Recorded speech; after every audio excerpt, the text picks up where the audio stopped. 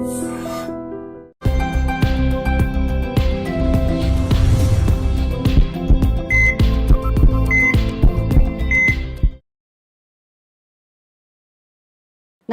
Welcome back to IT media. నేను మీ Jhansi.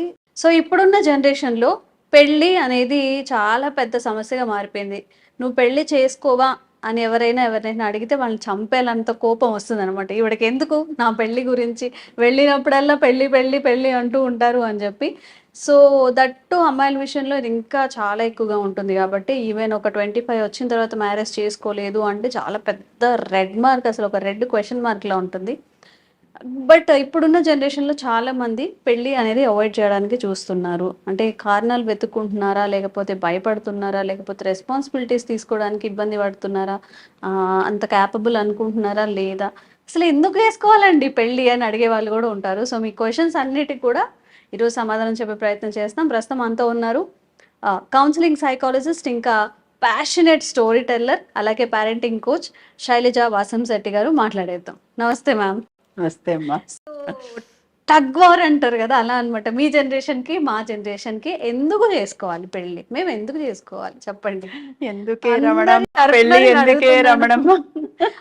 Yes, అదే తను చెప్తాడు కదా ఆ పాటలో, ఇంత చిట్టా చెప్తాడు. జాబ్ లేదు, అది లేదు, ఇది లేదు, ఇలా ఎందుకు చేసుకోవాలని. ఇప్పుడు అందరిలో అదే క్వశ్చన్, అసలు పెళ్లి అవసరమా అని చెప్పి. అంటే పెళ్లి వ్యవస్థ ఎందుకు అవసరం అవుతుంది అంటే ఎమోషనల్గా ఒకరి మీద ఒకరు డిపెండ్ అవడానికి. నాకు ఎవరైనా ఒకళ్ళు ఉన్నారు అనే భావన. కొట్టుకున్నా తిట్టుకున్నా మళ్ళీ ఈవినింగ్ అయ్యేసరికి వస్తాం ఆ ప్లేస్కి, ఇంటికే వస్తాం. సో ఒకరితో ఒకళ్ళు, ఒకరి కోసం ఒకళ్ళు లాగా ఒక మనిషి. అలాగే చట్టబద్ధమైన ఆస్తుల సంరక్షణ. మీరు ఎంతమందితో ఉన్నా, మీరు ఎంత ఆస్తి సంపాదించినా, మీరు పెళ్ళి అనే లేబుల్ లేకుండా పిల్లల్ని కన్నారనుకోండి, మీరు సంపాదించిన ఆస్తి అంతా ఎవరికి ఇస్తారు? సో చట్టబద్ధమైన ఒక ఒడంబడిక. ఓకే. అలాగే మళ్ళీ కొన్ని పెళ్ళిళ్ళు బిజినెస్. నీ ఆస్తి ఎంత, నా ఆస్తి ఎంత, మన ఇద్దరం కలిసి పెంచుతాం. ఓహో, ఇలా కూడానా?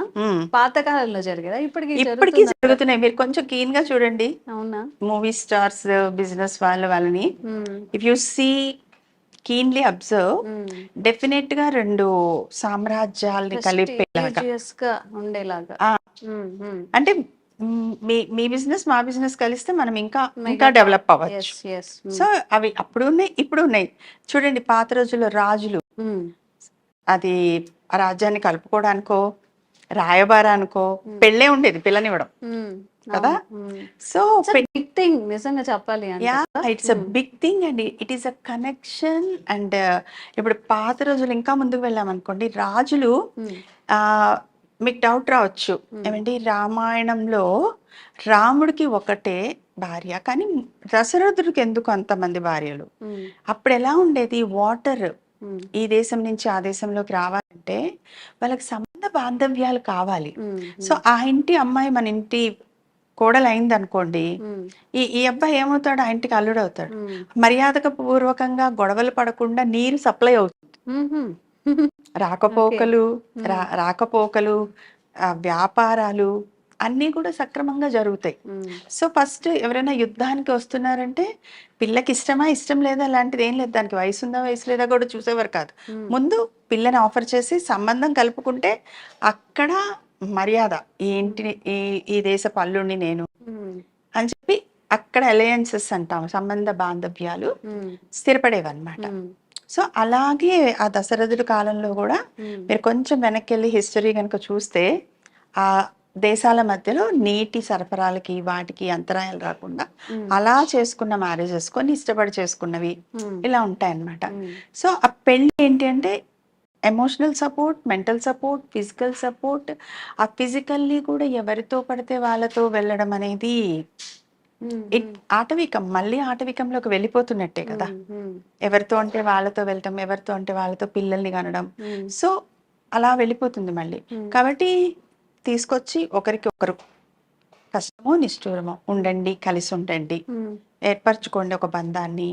ప్లస్ మీకు పెళ్ళి ఇదివరకు ఎలా ఉండేదో తెలుసా, వాళ్ళ కాస్ట్లో పిల్లనే, వాళ్ళ దగ్గర రిలేషన్ పిల్లనే చేసుకునేవాళ్ళు, వాళ్ళ ఊర్లోనే చేసుకునేవాళ్ళు. తర్వాత ఎందుకు ఆస్తులు పోవద్దు, పిల్ల కళ్ళ ముందు ఉండాలి, వేరే వేరే ఇంటికి వెళ్ళిపోతే దగ్గరగా ఉండాలి, ఇలా అన్నమాట. ఫస్ట్ వాళ్ళ వాళ్ళ ఏరియాలో, ఫస్ట్ వాళ్ళ కుటుంబంలోనే, తర్వాత వాళ్ళ ఊర్లోనే, ఇక కాకపోతే అప్పుడు పక్క ఊరికి, ఆ తర్వాత అట్లా అట్లా. ఇప్పుడు ఎలా అయిపోయినాయి, ఎక్కడైనా సరే ఎక్కడైనా సరే నాకు నచ్చితే నేను చేసుకో. మెచ్చితే అవును. లాగా. ఉమ్. సో అది inter caste, inter religious, inter continental, international, um. ఏదైనా అయిపోయినాయి. అవును. ఆ అయిపోయిన దాన్ని, అంత ఇష్టపడ్డ దాన్ని కలిసి బలంగా ఉంచుకోవడానికి, ప్లస్ మనం అనుకున్నట్టు at the end of the life నలుగురితో తిరుగుతారు, నలుగురితో ఉంటారు. మీరు ఎమోషనల్గా ఉండాలి హెల్త్ కోసం. కానీ ఇప్పుడు security, mental security, social security, financial security, ఇవన్నీ కావాలంటే మరి ఎలా? పిల్లలు అంటారు ఇవాళ రోజున మీరు అన్నట్టు, మాకు పెళ్ళెందుకు, ఎక్కడో హోమ్లో ఇచ్చేస్తాం, మేము వెళ్ళిపోతాం. కానీ at the end of the life నాన్న ఎమోషనల్ సపోర్ట్ ఒకటి ఉంటుంది. ఎన్ని ఇయర్స్ కలిసి ఉన్నాము, నేనేంటో నువ్వేంటో ఒకరికొకరు తెలుసు. సో లాస్ట్ స్టేజెస్లో ఆ ఎమోషన్ అక్కడ చూపిస్తుంది అనమాట. సో ఒంట్లో ఓపిక ఉన్నంత కాలం ఎవరో ఒకళ్ళు ఎక్కడో ఒకటి తిరిగేస్తాను, ఎక్కడో ఒకటి ఉంటాను అనుకుంటాం. కానీ స్థిరపడాలి అంటే మళ్ళీ ఒక గూడు కావాలి, ఆ గూట్లో వాళ్ళిద్దరూ సెట్ అవ్వాలి. మళ్ళీ ఇప్పుడు చూడండి, ఇప్పుడు మనం పెళ్ళొద్దాం అనుకుంటున్నాం, చెట్టు కూడా అలాగే అనుకుంటే చిగుర్లు రావు, కొమ్మలు రావు, చిగుర్లు రావు, పళ్ళు రావు, పూలు రావు. మరి నెక్స్ట్ ఎక్స్టెన్షన్ రాదు కదా మ్యామ్. అంటే ఇలా క్వశ్చన్ చేయొచ్చో లేదో తెలీదు, బట్ జనాలకి బయట ఎలా ఉంది అంటే పెళ్లి మాత్రమే చేసుకోవట్లేదు, లివింగ్ లో ఉంటున్నారు, వాళ్ళు పిల్లల్ని కంటున్నారు. లైక్ ఫారినర్స్ ఎలా అయితే ఉంటారు, వాళ్ళు ఒక 30-20 ఇయర్స్ పిల్లలు పుట్టిన తర్వాత ఎప్పుడో మ్యారేజ్ చేసుకుంటూ ఉంటారు. అదే కల్చర్ ఇక్కడ రాబోతోంది కాదు, కొంచెం లివింగ్ అయితే స్టార్ట్ అయిపోయింది. మరి ఈ వాదనకి మరి ఏం చెప్తారు మీరు? అంటే అది okay, if they are comfortable in that okay. కానీ మళ్ళీ మనం అనుకున్నప్పుడు నెక్స్ట్ జనరేషన్ మెంటల్ హెల్త్, అది ఒక ఫ్యామిలీ, ఒక యూనిట్. ఇప్పుడు ఇప్పుడు వాళ్ళు ఇద్దరు పెళ్లి చేసుకోలేదనుకోండి, మరి స్కూల్లో కానీ బర్త్ సర్టిఫికెట్లో కానీ ఏం రాయిపిస్తారు? పిల్లోడిని ఎక్కడైనా జాయిన్ చేయాలంటే మరి అక్కడ మీరు ఫాదర్ మదర్గా నమోదు చెయ్యరా? చెయ్యాలి కదా. మరి మెంటల్ సెక్యూరిటీ, సోషల్ సెక్యూరిటీ ఇవన్నీ చూడాలి కదా. మరి మీరిద్దరు లివింగ్ రిలేషన్లో ఉన్నప్పుడు పిల్లల్ని కనకండి, అంతే కదా. So you be yourself, don't go for children then. So అది కూడా లాంగ్ పిక్చర్ ఆలోచించండి. నేను ఎప్పుడు ఎవరొచ్చినా కౌన్సిలింగ్స్కి అదే చెప్తాను, ఇప్పటి సంగతి మాత్రమే ఆలోచించకండి, కొంచెం ముందుకెళ్ళండి. మీకు జనరల్లీ కంపెనీస్కి జాబ్కి వెళ్తే ఏమడుగుతారు? After 5 years where you want to be and what you want to be అని అడుగుతారు. మరి లైఫ్లో కూడా అంతే కదా. ఏం కావాలి? ఇంకో 5 ఏళ్ళు ఇలాగే తిరుగుతావా, ఇంకో 5 ఏళ్ళు ఇలాగే ఎంజాయ్ చేస్తావా, ఇంకా తర్వాత ఇంకో 10 ఏళ్ళు ఇలాగే ఉంటావా? మరి నీ హెల్త్, నీ బాడీలో ఉండే పొటెన్షియాలిటీ, నీకు చాలా ఫైనాన్షియల్గా యూ విల్ బీ స్టేబుల్ అనుకో. ఆ టైంకి ఎవరి కోసం ఖర్చు పెడతావు? ఎంత పర్సనల్గా ఖర్చు నేనే పెట్టుకుంటావు? ఖర్చు పెట్టుకుంటాను, నాకు నేనే ఖర్చు పెట్టుకుంటాను. మీరు అన్నారు ఎండ్ ఆఫ్ ద డే ఎవరో అంటే, నాట్ ఓన్లీ మై క్వశ్చన్ ఇది, ఇప్పుడు అందరి తరపున ఏంటంటే, అందరి మెంటాలిటీ ఏంటంటే, ఇప్పుడో చివరి దశలో మనకు కావాల్సిన ఒక సపోర్ట్, తోడు కోసం మనం అనవసరంగా ఒక రిలేషన్షిప్ అనేది ఏర్పరచుకోవాలా? యా, ఇప్పుడు ఎప్పుడో వచ్చే జాబ్ కోసం 1వ క్లాస్ నుంచి ఏబిసిడీలు చదవాలా? యూకేజీ నుంచి ప్లాన్ చేసుకొని చదవాలా? డబ్బు రావాలి అంటే చదవాలి కదా. మరి అప్పుడు ఎవరు వస్తారు నీకు తోడు? నీతో ఉండడానికి ఎవరుంటారు అప్పుడు తోడు? నేను మెయిన్ పెట్టుకుంటాను నా దగ్గర. మెయిన్ లానే ఉంటుంది.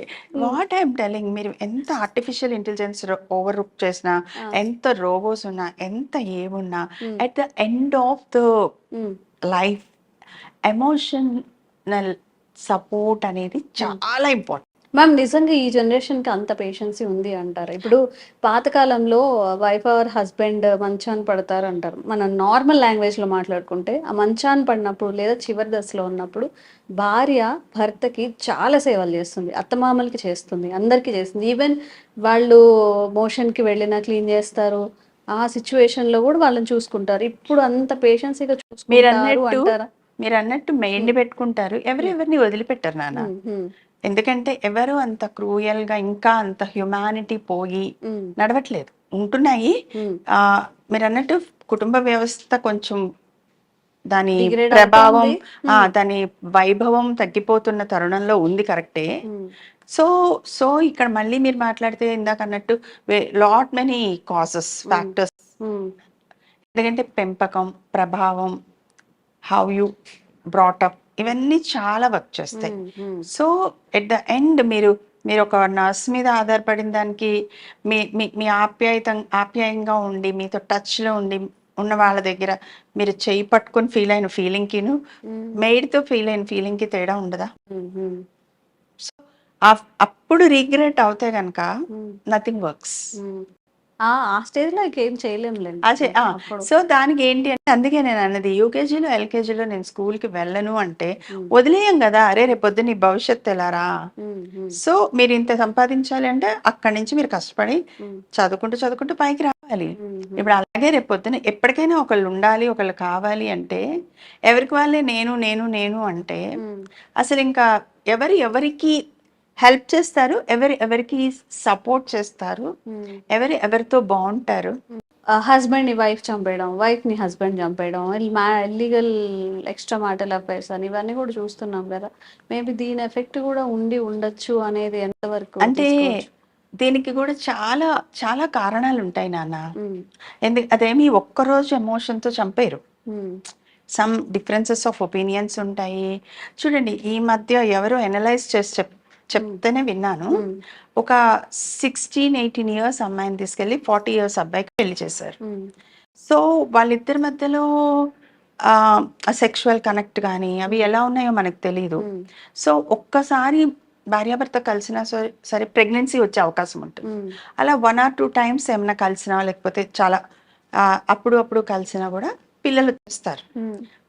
మనం టోటల్గా ఇలా మీరు బయటకు చూసినప్పుడు ఏమవుతుంది, వాళ్ళిద్దరు ఉన్నారు, పిల్లలు ఉన్నారు, కానీ వాళ్ళ personal physical need, emotional need, అవతల వాడు ఎంత ఇంపార్టెన్స్ ఇస్తున్నాడు ఈ భార్యకి, ఆ శరీరానికి సుఖం వస్తుందా, మనసుకి సుఖం వస్తుందా, కావలసినంత ఆ మధ్యలో మెంటల్గా కంఫర్ట్ ఉందా లేదా, this all we are not analysing. ఒక కేసు తీసుకుంటే పేపర్లో ఏమొస్తుంది, ప్రియుడితో కలిసి భర్తను చంపేసిన భార్య. దాని వెనక రీజన్స్ మనం మాట్లాడట్లేదు. We are just focusing on the lady, just చంపేసింది ఎఫ్ఐఆర్ గురించి. ఆ ఎఫ్ఐఆర్ ఎందుకు వస్తుంది అది మనం ఆలోచించట్లేదు. అంటే పెద్దవాళ్ళు ఏదో ఒకటి చూసేయాలి, పెళ్లి చేసేయాలి, అబ్బాయికి అమ్మాయి నచ్చితే చాలు, ముందు అమ్మాయికి పెళ్ళి అయిపోతే చాలు.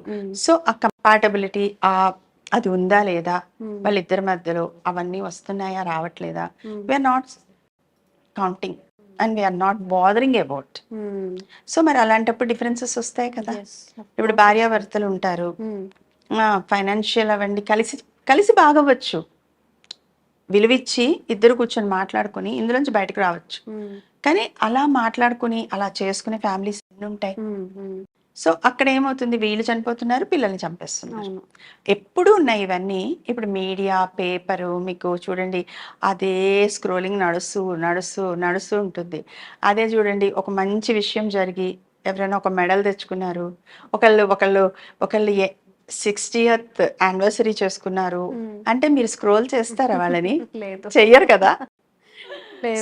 సో ఇక్కడ నుంచి చూడండి, 60th యానివర్సరీ చేసుకున్న జంటలు ఉంటే స్క్రోల్ చేయండి వాళ్ళని. రేర్ గా దొరుకుతారేమో. ఏం లేదు, ఇంకా ఉన్నారు సమాజంలో, ఏం తగ్గలేదు. ఓకే, సో ఇదన్నమాట పెళ్లి ఎందుకు చేసుకోవాలి అనే దాని మీద ఇంకా కూడా మనకి చాలా డౌట్స్ ఉంటాయి కదా. మీరు కామెంట్ చేయండి, మీరు ఫేస్ చేస్తున్న భయాలు, పెళ్లి మీద మీకున్న అభిప్రాయం, నిజంగా ఇంకా ఏమైనా డౌట్స్ ఉన్నా కానీ కామెంట్స్ చేయండి, తప్పకుండా మనం మాట్లాడదాం. Thank you. వెల్కమ్ నా. Sir, one life lesson what medicine has taught you. Whatever you can do without expecting. But I really believe మన పాజిటివ్ యాటిట్యూడ్ ఉంటేనే మనం ఏదైనా సాధించగలం. గట్ని మనం కరెక్ట్ గా డీల్ చేసినట్లయితే అది మనకి పాజిటివ్ హార్మోన్స్ ని రిలీజ్ చేస్తుంది. షుగర్ వచ్చిన వాళ్ళ పరిస్థితి ఏంటి? పొట్ట దగ్గర పెరిగితే దాన్ని ఆండ్రాయిడ్ అంటారు, ఆండ్రాయిడ్ ఫోన్ కదా. అసలు థాట్స్ ఎందుకు వస్తాయి? బ్రెయిన్ డెడ్ అంటే దానికి ప్రపంచం అంతా కూడా కొన్ని నిర్దిష్టమైనటువంటి లక్షణాలు ఉన్నాయి. మానసికంగా ధైర్యంగా ఉంటే క్యాన్సర్ జయించవచ్చు. You are a doctor for a cause sir, అంతే. వాళ్ళకి వచ్చిన ఆదాయం కాకుండా ఫ్రీ సర్వీస్ ఎంతమందికో చేస్తారు.